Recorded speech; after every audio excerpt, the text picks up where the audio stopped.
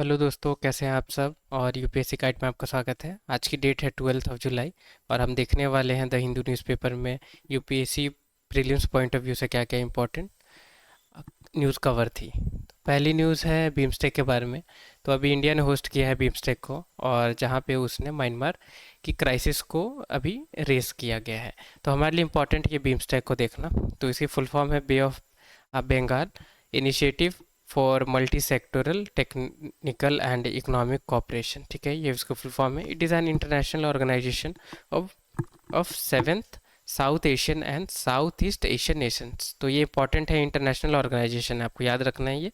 ये कोई regional organisation नहीं है। ठीक है। बिम्स्टेक की अब मेंबर कौन कौन है? तो Bangladesh, Bhutan, India, Myanmar, Nepal, Sri Lanka, Thailand.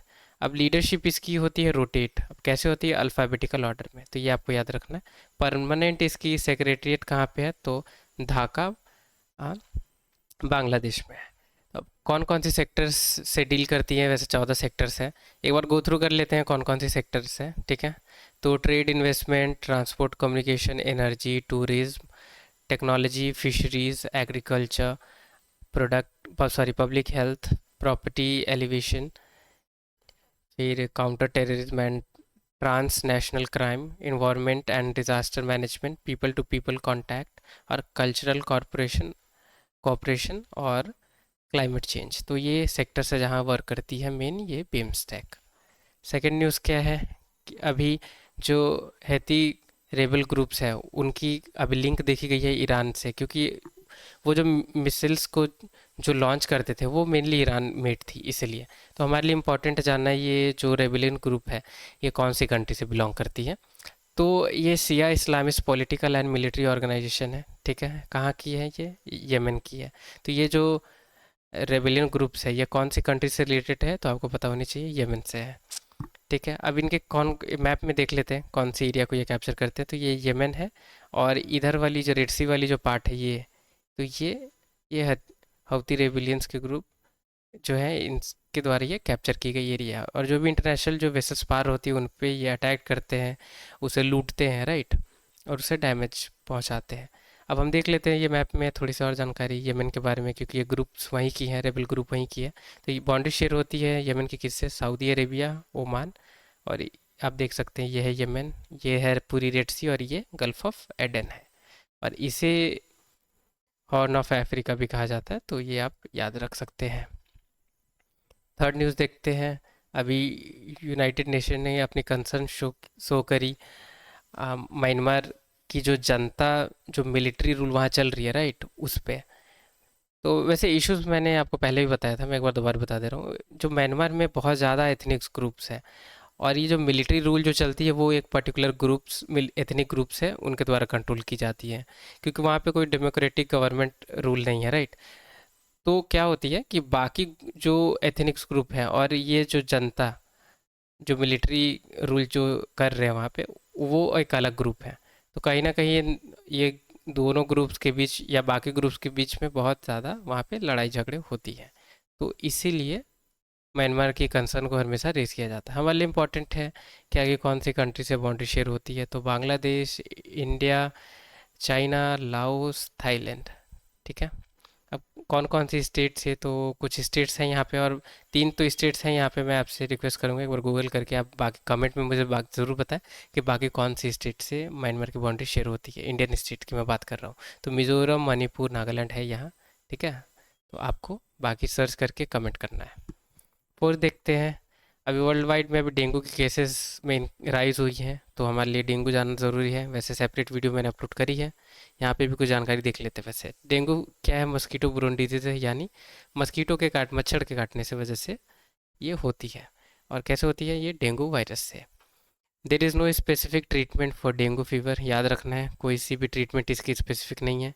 Dengue is spread by female mosquito Andes, जो मस्कीटोज है उससे होती है। सिम्टम्स क्या रहती हैं? फीवर रहती हैं, headache, muscle and joint pain, vomiting and rashes. Rashes हैं, सर दर्द है, बुखार है, और मसल ये और जॉइंट में दर्द, वो इसकी सिम्टम्स है। अब ये वेक्टर ब्रोन डिजीज़ है। वेक्टर ब्रोन डिजीज़ मतलब क्या कि जो मस्कीटो इंस या टीक या फ्लाइज ये सब जो इंसेक्ट्स जो जो काटने से होती हैं, जो ब्लड सकिंग मेनली रहते हैं, राइट। तो उनसे के काट बाइट करने के बाद जो आ, बीमारी होती है उसको कहा जाता है mosquito borne disease. Dengue can also be transmitted via infected blood products and through organ donation. तो ऑर्गन डोनेशन अगर हो रही है तो वैसे भी डेंगू स्प्रेड हो सकती है, ठीक है। या ब्लड प्रोडक्ट्स जैसे ब्लड डोनेशन डोनेट की हुई उसमें भी अगर कुछ ऐसे कॉम्प्लिकेशन है तो उससे भी हो सकती है, ठीक है। वर्टिकल ट्रांसमिशन से भी होती है। वर्टिकल ट्रांसमिशन से का क्या मतलब कि मदर टू चाइल्ड, यानी अगर कोई मदर है अगर उसे डेंगू होती है ड्यूरिंग प्रेगनेंसी, तो वो बर्थ में बर्थ होने के बाद वो चाइल्ड रहेगी उसमें भी केसेस देखने को मिल सकती है, वही यहाँ पे मेंशन है, ठीक है। फिफ्थ न्यूज़ देखते हैं हमारे लिए। ये इमेज अवेलेबल थी, ये काजीरंगा नेशनल पार्क की है, ठीक है। और वहाँ पे ये एलिफेंट है, फ्लड में फंस चुके हैं अभी, क्योंकि बहुत ज़्यादा अभी असम में फ्लड आई हुई है, राइट। ब्रह्मपुत्र रिवर और बहुत ज़्यादा रेनफॉल होती भी है वहाँ पे, ठीक है। हमारे लिए इम्पॉर्टेंट है। वैसे एलिफेंट के बारे में भी सारी डिटेल मैंने सेपरेट वीडियो में कवर करी हुई है। वैसे मैं थोड़ी इंपॉर्टेंट जो जानकारी है वो आपको बता दे रहा हूँ। तो एशियन एलिफेंट, इसकी स्टेटस क्या है? इंडेंजर्ड है। आईयूसीएन स्टेटस इसकी इंडेंजर्ड है। साइट्स में अपेंडिक्स अपेंडिक्स 1 में है। और वाइल्ड लाइफ प्रोटेक्शन एक्ट 1972 में शेड्यूल 1 में है। यहाँ पे और थोड़ी एडिशनल जानकारी है कि it is one of only 3 living species of elephant, ठीक है। तो 3 स्पीसीज हमें देखने को मिलती हैं, अफ्रीकन बुश एलिफेंट और अफ्रीकन फॉरेस्ट एलिफेंट और ये एशियन एलिफेंट। एशियन एलिफेंट के बारे में तो मैंने आपको बता दिया कि ये इंडेंजर्ड है। मैं आपसे रिक्वेस्ट करूँगा अपनी नॉलेज को आप एक्सपेंड करें, इसीलिए गूगल पे जाएं और अफ्रीकन की IUCN status, African Bush elephant और अफ्रीकन फॉरेस्ट एलिफेंट की क्या है, आप इसे सर्च करें और मुझे मुझे कमेंट बॉक्स में ज़रूर बताएं। वैसे मैंने ये डिस्कस किया हुआ है, आप इसे ज़रूर एक बार चेक करें। वैसे सर्च मैं आपको क्यों कह रहा हूँ करने को, क्योंकि सर्च आप करेंगे तो कहीं ना कहीं वो आपकी मेमोरी में रहेगी, आपको याद रहेगा कि इसकी स्टेटस आखिर क्या थी, क्योंकि आपने उसे गूगल करा हुआ था। तो मेमोरी बूस्ट करने के लिए मैंने आपको ये एक एक्सरसाइज दिया हुआ है। ऐसी बात नहीं है कि मैं आपको नहीं बताना चाहता हूँ, मैं बताना चाहता हूँ, पर आप कमेंट करके अगर खुद अगर चेक करेंगे गूगल पर कमेंट करेंगे तो ज़्यादा वैसे आपकी रिवीजन हो जाएगी। मेरा मेन ये पर्पस है। सिक्स, तो अब देखते हैं हम थोड़ी काजीरंगा नेशनल पार्क को, क्योंकि ये जो पर्टिकुलर इमेज है उसी नेशनल पार्क की है, ठीक है। तो काजीरंगा नेशनल पार्क देख लेते हैं, ये आसाम में है। ये काजीरंगा है, ठीक है, ब्रह्मपुत्र रिवर के साइड में है। ये इंपॉर्टेंट पॉइंट है। और भी इधर नेशनल पार्क है, वो मैं थोड़ी डिस्कस कर दे रहा हूँ। पर मैं नेशनल पार्क की सेपरेट वीडियो बाई स्टेट सारी अपलोड कर दूंगा धीरे धीरे, ठीक है। तो वहाँ आप रिवाइज करेंगे तो वो भी आपको पता चल जाएगी सारी डिटेल इनकी, नेशनल पार्क जो असम में है। तो यहाँ पे दीब्रू सिखुआ है, ठीक है, नेशनल पार्क, या दिबांग पटकई नेशनल पार्क। ये काजीरंगा नेशनल पार्क आप देख पा रहे हैं, Nameri national park, Orang national park, Manas national park, Raimona national park, ये सब बहुत इंपॉर्टेंट है, ठीक है। तो सारी डिटेल मैं शेयर कर दूंगा। कुछ माउंटेन्स रेंज है वो भी आपको ये मैप के थ्रू क्लियर हो जाएगी। ये पटकाई बम है, ठीक है, इधर नागा हिल्स है। इधर बहुत इंपॉर्टेंट गारो, खासी, जैंतिया, ठीक है। ये 3 माउंटेन रेंज मेघालय में, वैसे ये भी आपको पता होनी चाहिए। तो ये मैप के थ्रू ये कुछ माउंटेन रेंज आपको पता चल पाएगी। और क्या पता चल पाएगी, और ये नेशनल पार्क की जो लोकेशन है ये आपको पता चल पाएगी। अब हम 6 न्यूज़ को देखते हैं जो अवेलेबल थी द हिंदू में। ये जीका वायरस के रिगार्डिंग थी, ठीक है, कि सर्विलियंस को इम्प्रूव करने की बात की जा रही है। तो हमारे लिए इंपॉर्टेंट है जीका वायरस देखना, इसकी भी वीडियो कवर कर दिया मैंने, आप वो भी देख सकते हैं। तो Zika is an infectious disease cause by Zika virus, ठीक है, जीका वायरस से होती है ये आरएनए वायरस है, डीएनए वायरस नहीं है, याद रखना है। Most of the cases have no symptoms but when presented they are usually mild and can resemble dengue fever. तो डेंगू फीवर जैसी ही इसकी सिम्टम्स है, कुछ में आपको ये सिम्टम्स देखने को मिल सकती है, कुछ इंडिविजुअल में, कुछ इंडिविजुअल में नहीं भी देखने को मिल सकती है। ये डेंगू फीवर से रिजेंबल क्यों करती है, मतलब सेम टाइप की कैसे रहती है, क्योंकि ये भी एंडीज मस्कीटोज से ही काटने से होती है, ठीक है, इसीलिए। अब देखते हैं कि birth mother to child transmission भी पॉसिबल है, ठीक है। अगर मदर को है तो चाइल्ड अगर बॉर्न होता है तो उसे भी है ड्यूरिंग प्रेगनेंसी में, अगर मदर को अगर डेंगू जीका वायरस से अगर इन्फेक्टेड होती है तो। और वो कॉम्प्लिकेशंस प्रेगनेंसी में भी कॉज हो जाता है, जिसको माइक्रोसिफली भी बोली जाती है। इंपॉर्टेंट टर्म है, याद रखना आपको। माइक्रोसिफली मतलब क्या, कि जो नॉर्मल साइज बच्चे जो जन्म लेते हैं, राइट, तो उनकी जो हेड की साइज़ रहती है वो नॉर्मल रहती है, ठीक है। पर कोई भी अगर मदर है जो इन्फेक्टेड है जीका वायरस से, तो उनकी जो बेबीज़ रहेंगी, उनकी कंपैरिजन टू नॉर्मल बेबीज़, जो हेड की साइज़ रहेगी वो छोटी रहेगी, smaller hair size as compare to normal hair size of healthy babies, ठीक है। तो ये इंपॉर्टेंट टर्म है, याद रखना आपको। And other brain malformation in some baby, यहाँ तक कि ब्रेन में थोड़ी सी कॉम्प्लिकेशंस भी हो सकती है। Infections in adult have been link to Guillain Barre syndromes, तो ये सिंड्रोम्स पर्टिकुलर आपको याद रखनी है। यूपीएससी पूछ सकती है कि ये सिंड्रोम्स रिसेंटली देखी गई है कौन सी डिजीज से रिलेटेड है, या ये माइक्रोसेफली टर्म देखी गई थी किस चीज़ से रिलेटेड है, तो याद रखना आपको, ठीक है। Zika virus is mainly spread via bite of mosquitoes of Aedes, ठीक है, एंडिस मस्कीटो से होती है। It can also be sexually transmitted and potentially spread by blood transfusion, ठीक है। तो ब्लड डोनेट करने से भी ये हो सकती है, और ये सेक्सुअली ट्रांसमिशन भी इसकी हो सकती है। अब ब्लड डोनेशन से ये आप याद रख सकते हैं कि ब्लड डोनेट करने से भी ये ब्लड ट्रांसफ्यूजन से भी होती है, और ये सेम चीज़ आपको देखने को मिलेगी डेंगू में भी। तो ये भी इम्पोर्टेंट, हम ये फैक्ट है, आपको याद रखना है। The virus that cause the disease was first isolated in Africa, ठीक है, सबसे पहले अफ्रीका में हुई थी। There is no specific treatment, याद रखनी है। जैसे डेंगू की कोई स्पेसिफिक ट्रीटमेंट नहीं है, वैसे ही जीका वायरस की भी कोई स्पेसिफिक ट्रीटमेंट नहीं है। ये भी फैक्ट इंपॉर्टेंट है, आपको याद होना चाहिए। और ये पैरासीटामोल जनरली इसे देके, या कुछ फ्लूइड्स देकर और रेस्ट, फ्लूइड एंड रेस्ट से ही ये मेनली डेंगू जो है ये ठीक होती है। सॉरी, फ्लूइड एंड रेस्ट से ही मेनली कुछ कुछ डिजीज़ हैं वो क्योर हो जाती हैं, ठीक है, जैसे ये जीका वायरस के केसेस हो या डेंगू में भी, तो ये कॉमन है। अब ये और एक और बीमारी थी न्यूज़ में कवर्ड, तो उसे देखते हैं हम। ये weight loss in is among the best route to diabetes remission.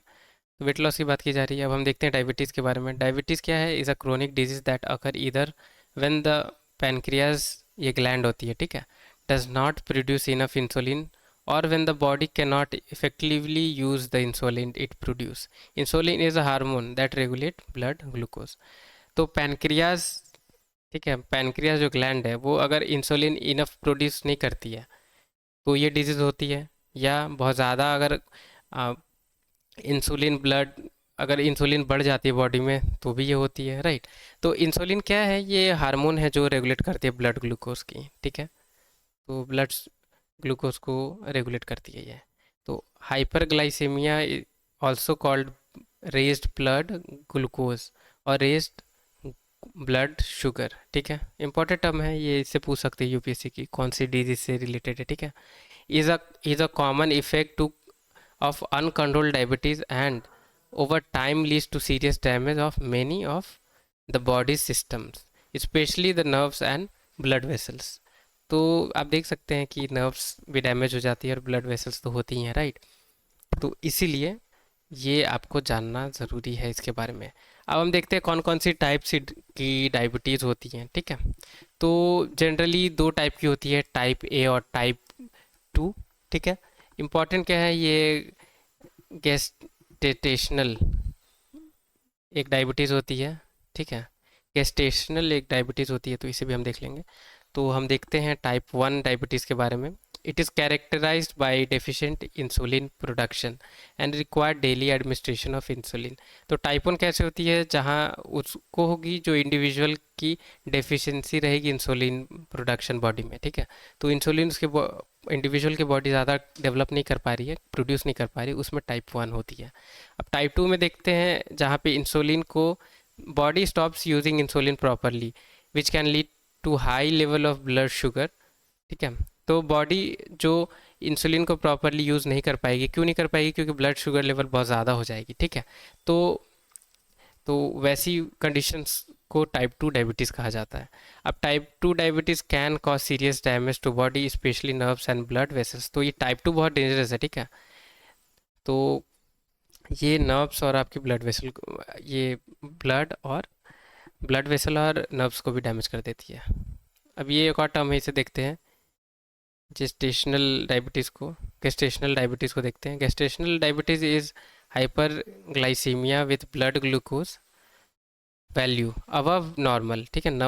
Normal से ब्लड ग्लूकोज ज़्यादा हो जाएगी but below those diagnostic of diabetes, यानी ज़्यादा रहेगी पर ये इतनी ज़्यादा नहीं रहेगी कि ये टाइप टाइप 2 के कैटेगरी में आ जाए, ठीक है। अब देखते हैं, इट अकर्स ड्यूरिंग प्रेगनेंसी में ये अकर होती है। वुमेन विथ गैस्टेरियल diabetes are at an increase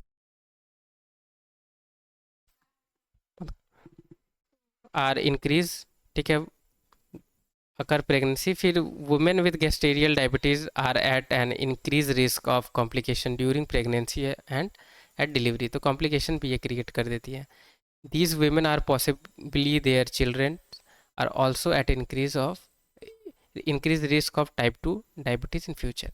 तो इसकी वजह से क्या यहाँ पे रिस्क है कि बच्चे जो आप जन्म लेंगे, राइट, तो उन्हें भी टाइप 2 डायबिटीज़ की केसेस उनको भी हो सकती है। तो इसलिए ये इंपॉर्टेंट है हमारे लिए जानना। अब हम देख लेते हैं डायग्नोसिस और ट्रीटमेंट क्या है। People with type A diabetes need insulin injection for survival, ठीक है। टाइप 1 जो जिन्हें रहेगी डायबिटीज़, उन्हें इंसुलिन इंजेक्शन उनको दी जाती है उनके सर्वाइवल के लिए, ठीक है। और type 2 will need to take medicine to manage their blood sugar. और टाइप 2 को हमेशा के लिए उन्हें हमेशा के लिए उन्हें खाना पड़ेगा मेडिसिन, ठीक है, ताकि उनकी ब्लड शुगर लेवल मेंटेन रहे। अब ये कैसे हम प्रिवेंट कर सकते हैं इस डिजीज़ से? तो सबसे पहले तो लाइफस्टाइल चेंजेस करनी पड़ेगी, ठीक है। मेनली ये टाइप 2 के लिए है। तो क्या क्या करना होगा? ये कॉम्प्लिकेशंस को ठीक टाइप 2 जैसी ना हो उससे बचने के लिए, कि reach and keep a healthy body weight, ठीक है। बॉडी वेट को मेंटेन करनी पड़ेगी। Stay physically active and at least 30 minute moderate exercise each day. हर दिन एक्सरसाइज करना चाहिए, जो इंडिया में मेनली मोस्टली पीपल नहीं करते, राइट। तो ये इंपॉर्टेंट है। And eat healthy diet and avoid sugar and saturated fat. बहुत एक्सट्रीम शुगर इनटेक या सैचुरेटेड फैट की बात की जा रही है यहाँ पे, ठीक है। और नॉट स्मोक टैबको, ठीक है। टैबको स्मोक करने के लिए भी इसमें मना की जाती है। अब हम 8th न्यूज़ देखते हैं। DRDO approve for 7 new project by the private sector. हमारे लिए डीआरडीओ बॉडी को जानना ज़रूरी है। अब देखते हैं defence research and development organisation, DRDO को। It is an agency under department of defence research and development in ministry of defence, ठीक है। तो मिनिस्ट्री ऑफ डिफेंस के अंदर आती है डीआरडीओ जो। तो ये इंपॉर्टेंट है, डिपार्टमेंट ऑफ डिफेंस में है, जो मिलिट्री ऑफ डिफेंस में है। ये क्या क्या चीज़ों पे वर्क करती है? मिलिट्री रिसर्च एंड डेवलपमेंट पे काम करती है। हेडक्वार्टर्स कहाँ है? न्यू दिल्ली पे। अब ये फॉर्म कैसे हुई थी? ये 1958 में फॉर्म हुई थी, कुछ बॉडीज़ को मर्ज करके। तो देखते हैं कौन कौन सी बॉडी को मर्ज की गई थी। Technical development establishment and the directorate of technical development and production of Indian ordnance factory, ठीक है।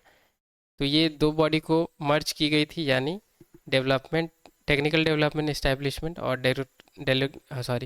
Directorate of technical development and production of the Indian ordnance factory. तो ये दोनों को मर्ज की गई थी डिफेंस साइंस ऑर्गेनाइजेशन से। और ये कब हुई थी? एडमिनिस्ट्रेशन ऑफ नेहरू, जवाहरलाल नेहरू के टाइम पे हुई थी। 9th न्यूज़ देखते हैं। सीबीआई के बारे में देखते हैं, क्योंकि उन्होंने अभी की अक्यूज जो है, जिन्होंने नीट की पेपर लीक की थी, उसे अभी अरेस्ट कर लिया है। तो हमारे लिए थोड़ी सी जानकारी देखनी ज़रूरी है सीबीआई के बारे में। वैसे पॉलिटी में ये डिटेल कवर्ड है, ठीक है। तो पॉलिटी में तो आपको वैसे भी ये पढ़नी है, अभी ओवरऑल देख लेते हैं इसके बारे में। तो सीबीआई की फुल फॉर्म है the central bureau of investigation is domestic crime investigation agency of India. It operates under jurisdiction of ministry of personnel public grievances and pensions. तो ये इंपॉर्टेंट है, कौन से बॉडी के अंदर है? तो ministry of personnel public grievances and pension के अंदर है, ठीक है, उसके अंदर ये आती है। Originally setup investigation bribery and government corruption के लिए इसे सेटअप की गई थी, पर 1965 में इसकी जुरिस्डिक्शन को और बढ़ा दी गई थी। जैसा कुछ central law enforcement by government of India, तो कुछ सेंट्रल लॉज में भी ये इन्हें जुरिस्डिक्शन इनकी बढ़ा दी गई थी। CBI is exempted from the provision of right to information act, इससे बाहर है। और हेडक्वार्टर न्यू दिल्ली में है। तो ये कुछ फैक्ट्स हैं जो आपको पता होनी चाहिए। अब 10th न्यूज़ देखते हैं। India ship crew wins exceptional bravery award for Red Sea rescue. तो रेड सी में अभी जो होती रेविलियंस है, राइट, तो उनसे अभी एक वेसल को बचाया गया है इंडियन शिप के द्वारा, ठीक है। तो अभी जो इंटरनेशनल मैरीटाइम ऑर्गेनाइजेशन है, आईएमओ, उन्होंने अभी ब्रेवरी अवार्ड दिया हुआ है, ठीक है, इंडियन शिप को। अब देखते हैं इसके बारे में कि Indian navy ship INS Visakhapatnam had saved Marlin Luanda vessels, ठीक है, फ्रॉम येमेन हouthi रेबल्स। तो उससे बचाइए, इसलिए इसने अवार्ड दिया हुआ है। तो हमें आईएमओ को देखना हमारे लिए ज़रूरी है।